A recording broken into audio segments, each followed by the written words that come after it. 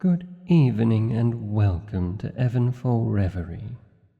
I am truly blessed to have such wonderful subjects to grace me with their attendance.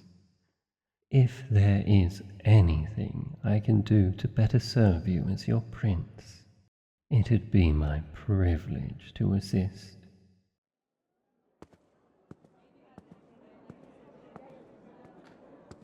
What is this? Ah, this is lovely. How old did you say you were? Most impressive. When I was 6, I was off playing in the dirt and breaking vases, and yet here you are, making exquisite art from nothing more than flowers as sweet as you. I shall treasure this over all the jewels in the royal vault. In fact, I think I'd prefer this to the dingy old crown on my head right now. Will you help me switch it out? Thank you. Ah, but I fear you'll forever outshine me as far as looks go, little one. We're matching now, and I'm certain you'll be the one everyone will address as your highness. Ah, my unrefined aura shall never compete. You are far too regal. Go on, enjoy the festival. Yes, Mildred, I'm ready for the next.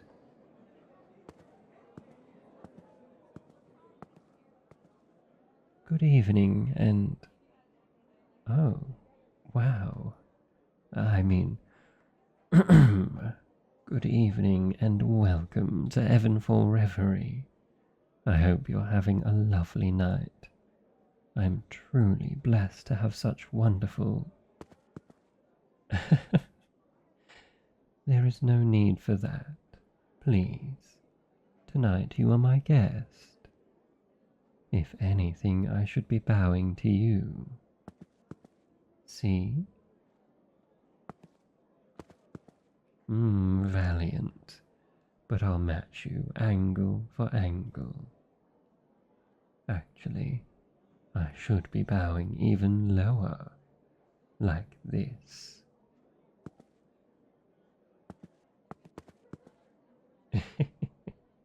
I see you struggling, but I can go lower still.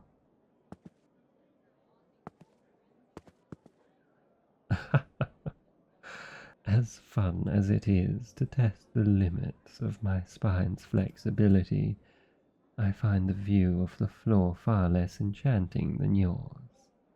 Can we end this bowing war and call it a truce? Thank you. Could you help me up? I think I may be stuck. Ah, just as stunning as when I first saw you. Even more so up close. I hope your dance card isn't too full. I'm almost reluctant to let go of your hand, for fear that you may be stolen from me for the rest of the night. But I really should get back to the other guests. Is something wrong? You almost look like you... Wait. You do look like... You're from that trial earlier in the week. My mother sentenced you to the gallows. No, no, I won't hear any of it. You shouldn't be here. I'm sorry, but I'll have to have you escorted out. Mildred, Mildred. That's not possible. I was there. The evidence was clear and definitive, and the crime was disturbing. I really do apologize, and I shall pray for your soul, but I can't in good faith appeal the verdict. But I can see you're scared. It's all right. I'll make sure the guards won't punish you, and I'll ensure that your life, up until the sentence date, is peaceful. I can grant you any request within reason, if it will put your mind at ease. Is there anything you'd like? The Royal High Mage is currently mingling with other guests, most likely in the Grand Hall or ballroom. Why ever would you need her? That is a serious accusation to level. The consequences of dishonesty for such allegations are quite grave. You do understand that I have known Rowena for my entire life. I can't just trust the words of a convicted stranger and throw all those years of loyalty away. Hmm. But I suppose if I am to lead this country one day, I must heed the concerns of all my people, no matter how improbable their fears may be. Don't fret, we'll get this sorted, I promise you. Yes, of course. I believe you're innocent. But I think you may also be confused. I'll look into the matter, but these sorts of investigations take time and a considerable amount of resources. Trust. It will take months. I'll delay your sentence, but we'll have to keep you detained until then. All right, yes, I understand you're upset, but I can't just... Please, try to understand the position you're in, what you're asking of me. This is the most I can do. You'll be safe. Rowena, or whoever truly placed that curse upon you, won't cause you any harm while you're in prison. I swear it to you. No, I am sorry. I must be firm in this. I am willing to make these rather unorthodox exceptions for you in order to discover the truth, but I can't set aside standard procedure. Rowena is innocent, and neither she nor whoever did this will get to you while we prove this fact. If you are unwilling to cooperate and comply with the accommodations I'm offering you, I'm afraid there is nothing I can do. Now, you can either accept, or you can take me up on my previous proposal. Either way, I assure you, you will be treated fairly. But either way, you won't be allowed to roam these lands freely. What do you say? Oh, yes, that's good. Are you sure you're all right? You seemed so determined and insistent before. Ah, well, I'm glad I was able to ease your worries, if only a bit. Thank you for changing your mind on this matter.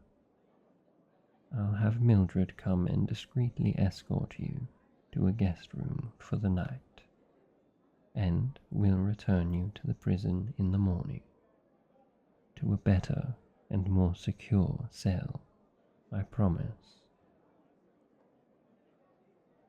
I do agree that congratulations are in order, though toasting such an occasion is quite odd, especially given that our deal wasn't your preferred outcome. right, I agree. I suppose there's no reason to put a damper on this night's merriment. Let us toast with this, homemade wine that you brought.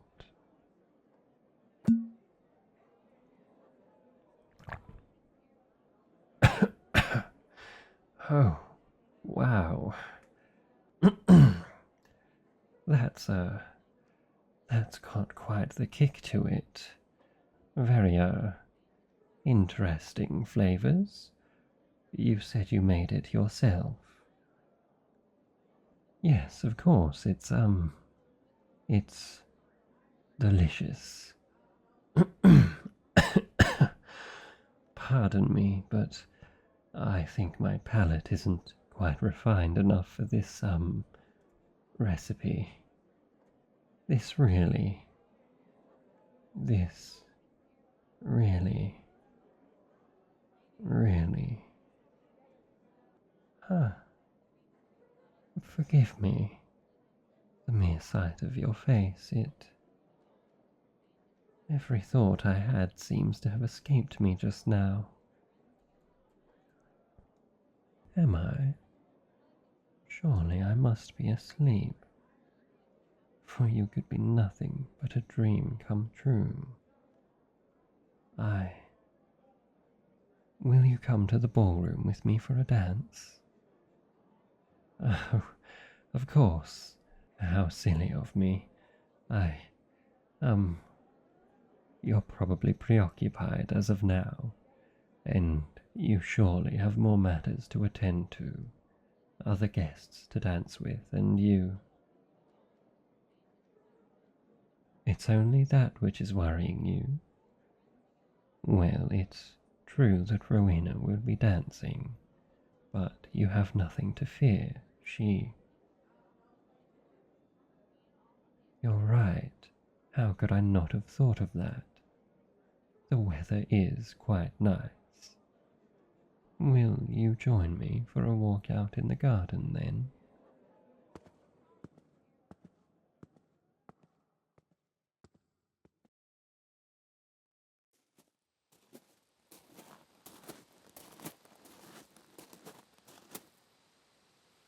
Prison? Send you away? Of course I have no desire to send you away. As far as I'm concerned, your rightful place lies wherever you please. And I am truly honored that you have chosen my side for the evening, tucked amongst the flora as you are. And it's just as I suspected. You're absolutely breathtaking in the moonlight. Your beauty is unmatched, incomparable, a true rose among dandelions.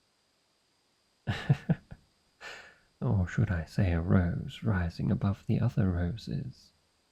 Or a rose. You're the rose, but you're surrounded by. Because the roses and the garden, but you're more. Uh, that didn't quite make sense, did it?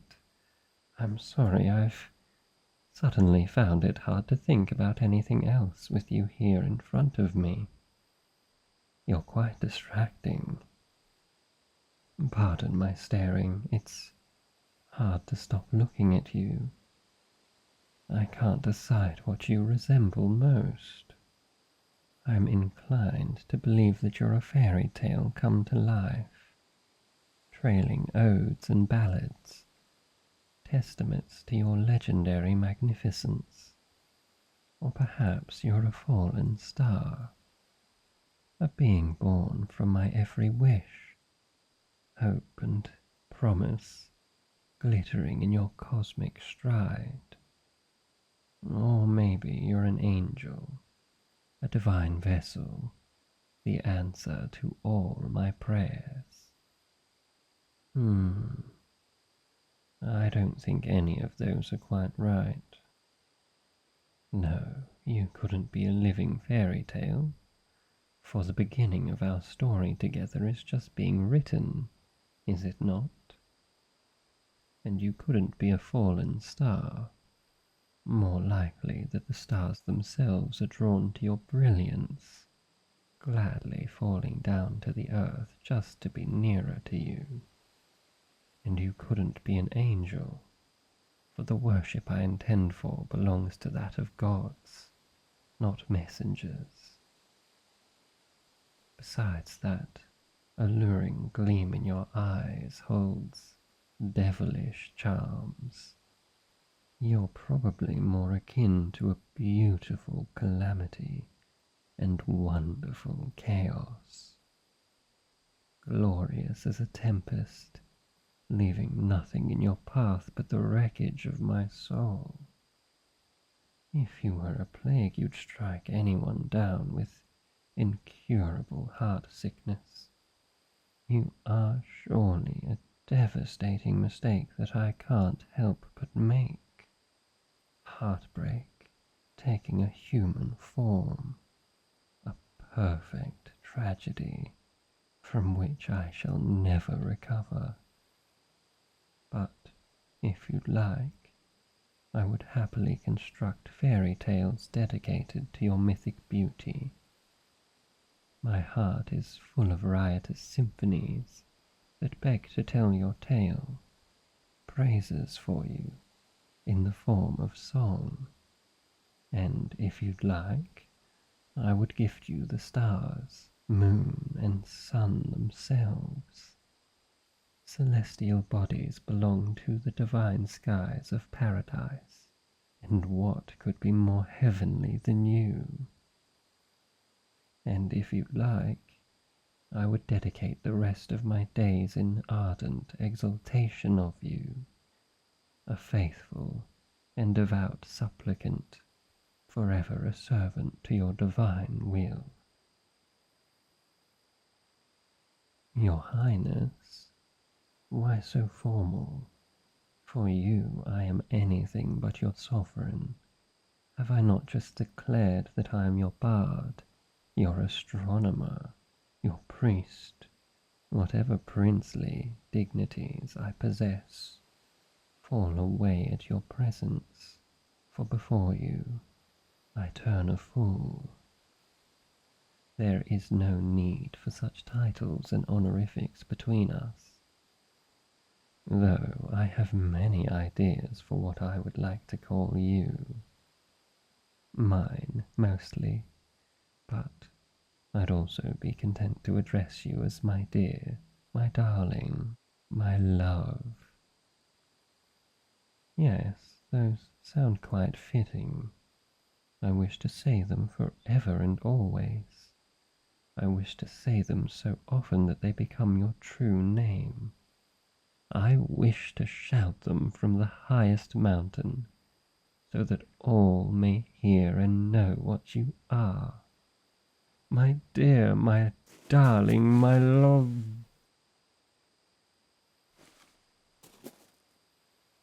Oh no. Are you discontented with these names? The very thought of your unhappiness weakens me. Beneath your displeasure I fear my heart shall refuse to beat, and my very being shall unravel along with it. Ah, well, thankfully, if it's a request you have, it's a request I shall grant. I'm willing to do anything and everything just for you, my dear, my darling, my love. Any concerns you have will cease under my attention, just as my solitary will the moment you turned your gaze to me. What worries you? Surely you're mistaken, dear. How could you be the one under a spell, when it is myself who is so utterly bewitched? The royal Mage's quarters are a long-held secret by my bloodline. To reveal their location would be to betray a centuries-old tradition. Oh, but it'd surely pose an even greater betrayal to deny you your wishes. How could I possibly disagree when you look at me so? The journey will take a few weeks, since we have no magic on hand to transport us there. If it pleases you, I'd be honored to be your guide. Your approval is as priceless to me as all the jewels in the kingdom, as precious as the sun itself. I feel as if I'm dancing under a shower of stars, a rain of pure moonlight, drops of distilled wonder. Their glow is washing the world in colors anew. I'm so overfilled with joy that I could...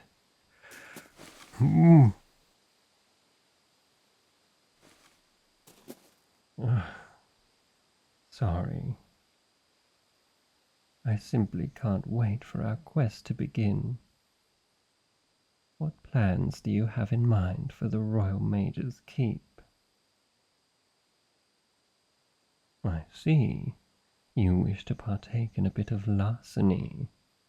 I shouldn't be surprised, seeing as you play the role of the perfect, beguiling thief so well, slipping your way into my heart, robbing my lungs of vital air, leaving me breathless, stealing every coherent thought from my mind, and rendering me stricken and helpless to the cunning miracle that is you.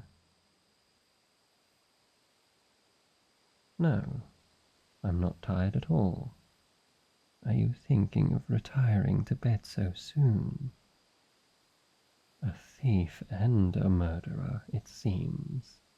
But when you leave, you take my heart with you.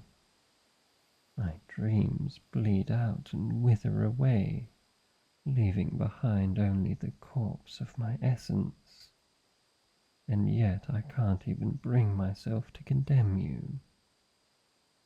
It's true that my very soul is yours to do with as you please.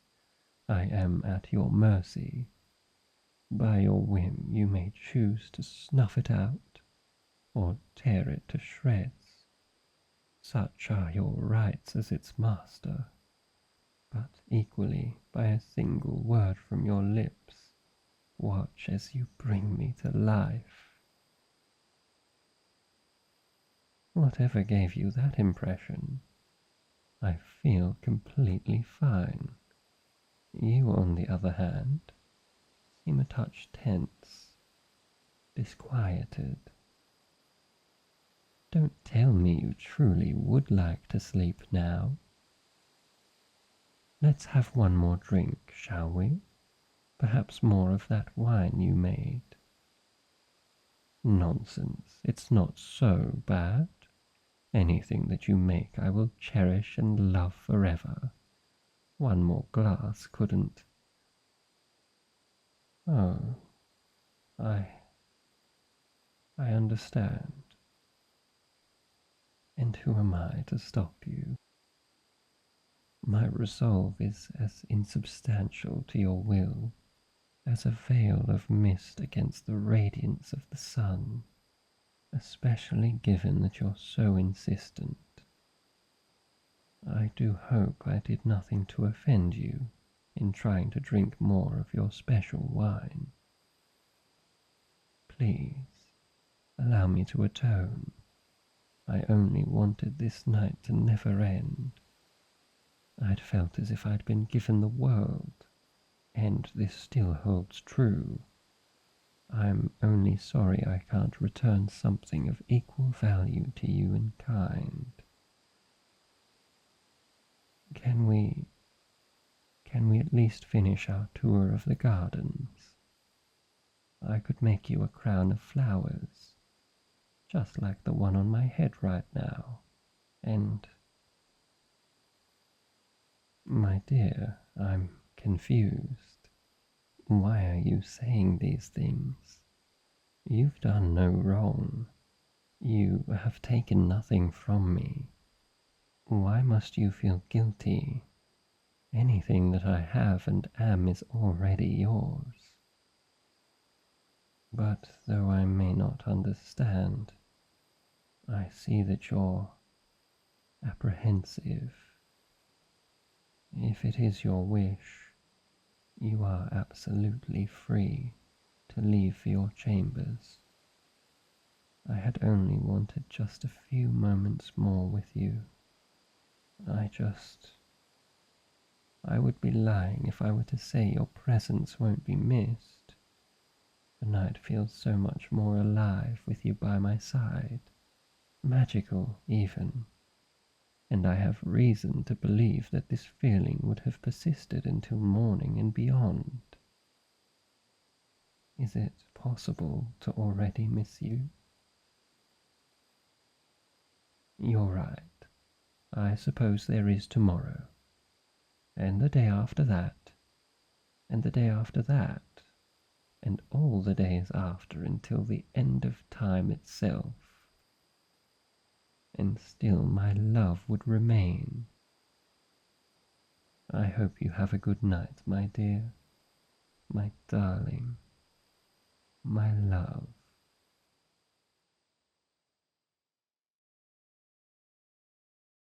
Hey you, thanks for listening to the end. I'd like to thank Sleepy Dreamy Lule on Reddit for the script. If you enjoyed this audio, remember to like, subscribe, and leave a comment. I love seeing them, and I try to respond to as many as possible. Anyway, see you later.